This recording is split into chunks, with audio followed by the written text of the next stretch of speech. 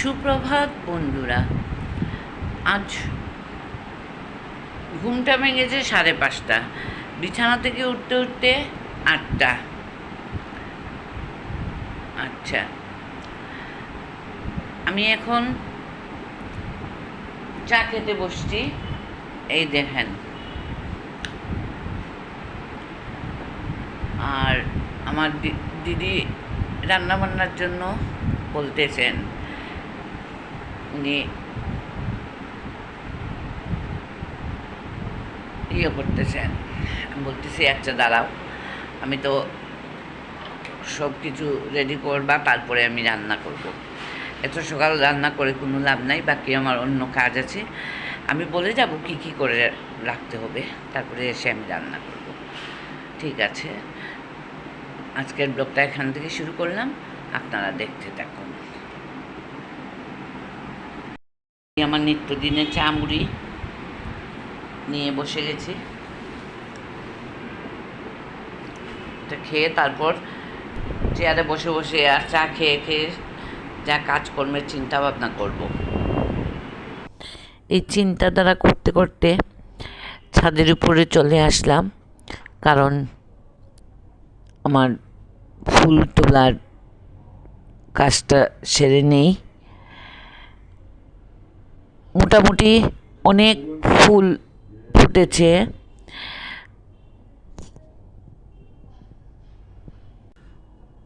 এই প্রতিদিনকার মতোই ফুল তুলতেছি।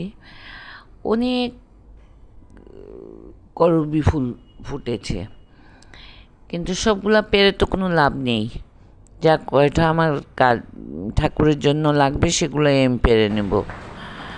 ফুল পেরে আমি নিচে নেমে চলে আসছি।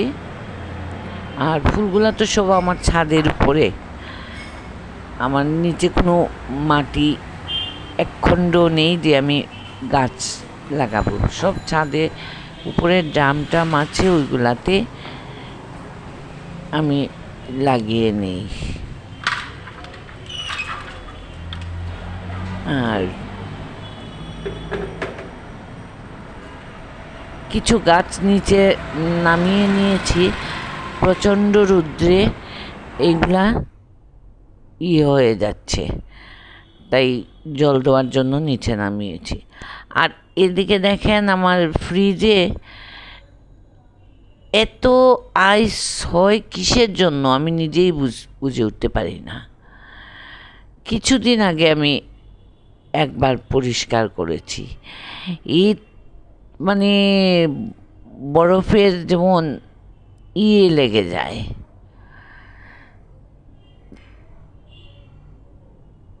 এই ফুল তুলে এসে স্নান করে তারপরে হঠাৎ আমার মনে হয়েছে যে আমি তো ফ্রিজটা অফ করে রেখে গেছি, সেটা আসলে আমি ভুলেই গেছিলাম। আর এইগুলো আসলে মেশিনারি জিনিস নিজের হাতে নিজে করা ভালো। অন্যকে দিয়ে করানোর থেকে নিজের হাতে করলে অনেক দিন টিকে। আর আমরা আসলে মধ্যবিত্ত পরিবার তো, যতই কাজের মাসি বুয়া যে যাই বলুন, ওদের উপর পুরোপুরি ডিপেন্ড করে চলতে পারি না। কারণ একটা জিনিস নষ্ট হলে তো সেটা আমারই কিনতে হবে এবং আমারই পয়সা দিতে হবে, টাকা পয়সা যাই হোক। ওরা তো সবগুলা জিনিস বুঝবে না, তাই আমি খুলে খুলে দিচ্ছি ওকে। আর বলতেছি যে নিচে জল অনেক, ওই যে বললাম আমি যে অফ করে রেখেছি, আমার সেটা মনে নেই। নিচে জল জমে গেছে, ওইগুলা মুছে নেওয়ার জন্য আর ফ্রিজটা আমি পরিষ্কার করে নেব। এদিকে টিফিনটাও রেডি করে নিচ্ছি। টিফিন রেডি করে নিয়ে তারপরে আজকে সবজি ডিম সব কিছু দিয়েই করব। বরবটি দিয়েছি, আলু সবগুলা দিয়েই আর এই দেখেন আলু, পেঁয়াজ, কাঁচামরিচ দিয়ে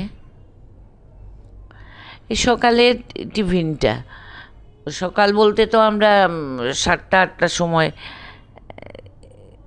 খাই না, আমাদের খেতে খেতে 11টা হয়ে যায়।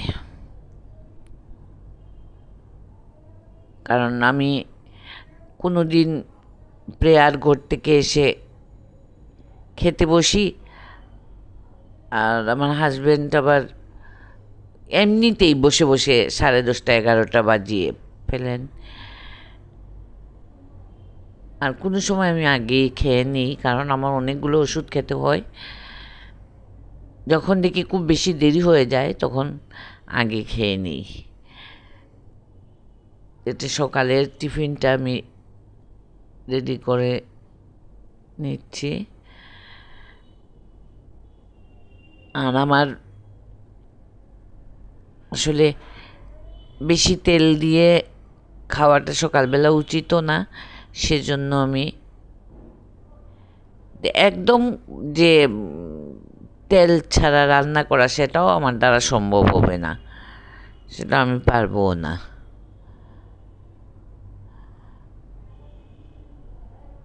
কারণ কড়াইতে লেগে যাবে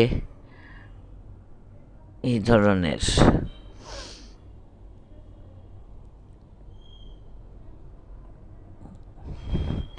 আর আমাদের তো ওই যে বললাম 3জন মানুষ, আর 3জনের 3 ধরনের খাওয়া দাওয়া। আমি আর আমার হাজবেন্ডের জন্য বেড়ে নিচ্ছি, আর মেয়ে ভাত খাবে, আর মাসিটায় ভাত খাবে।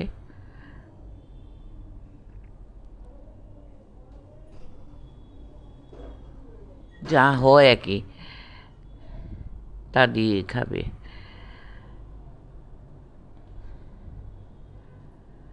আর এখন হচ্ছে আমি এতক্ষণ যেগুলা দেখালাম এগুলা আমার, আর ওইটা এই পটলের তরকারিটা ওইটা আসলে আমার কুকিং চ্যানেলের জন্য আমি করে রেখেছিলাম। সেটা আমি গতকালকে দেওয়ার কথা ছিল। আমার আসলে হঠাৎ শরীরটা খারাপ করায় আমি গতকাল কোনো ভিডিওই দেইনি।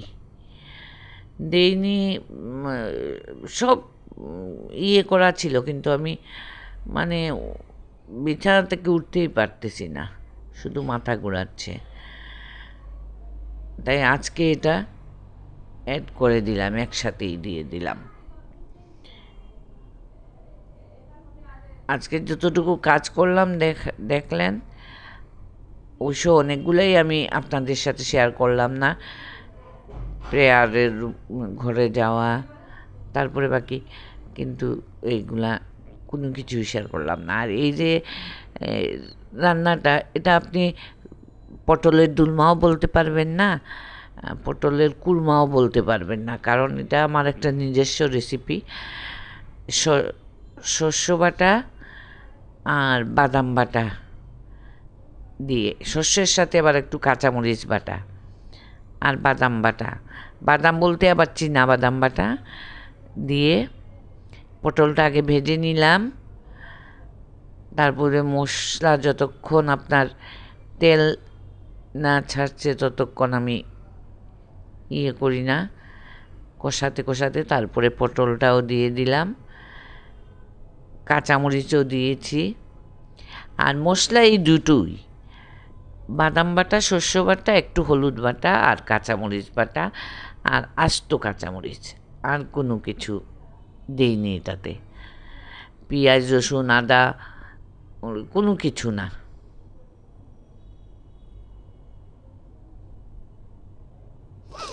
এই দুটোই দিয়ে আজকে রান্না করলাম। তরকারিটা অবশ্য খুব স্বাদ হয়েছে, আপনারা এভাবে রান্না করে খেয়ে দেখতে পারেন। কিন্তু সেটা পটলের কুরমাও নয়, দুলমাও নয়, সেটা আমার নিজস্ব একটা রেসিপি। আমার মাঝে মাঝে এরকম উদ্ভট চিন্তাভাবনা নিয়ে আমি রেসিপিগুলো করি।